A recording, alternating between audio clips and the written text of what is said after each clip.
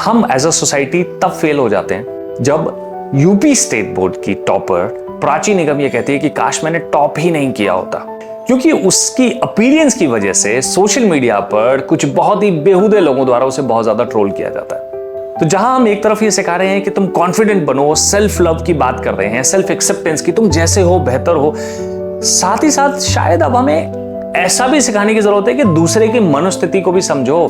तुम्हारे किसी के कुछ बोलने से, कुछ चीजें सिर्फ एक स्क्रीन के पीछे बैठकर टाइप करने से किसी के मन पर कितना बुरा प्रभाव पड़ता होगा, इस बात के लिए क्या हम अपने बच्चों को सिखा रहे हैं? तो मैं समझता हूं कि मेरी बेटी को सिर्फ कॉन्फिडेंस ही नहीं, मुझे उसे थोड़ी एम्पैथी भी सिखानी चाहिए। ये एम्पैथी जब उसे ये समझ में आए कि उसके कहे हुए शब्दों से, उसके किए हुए कमेंट से दूसरे की मनोदशा पर क्या असर पड़ता होगा।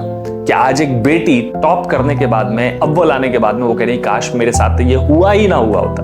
तो ये जरूरी है कि हमारे बच्चे कॉन्फिडेंस सीखें, खुद से प्यार करना सीखें, अपने आप को एक्सेप्ट करना सीखें, लेकिन साथ ही साथ दूसरे की रिस्पेक्ट करना भी सीखें।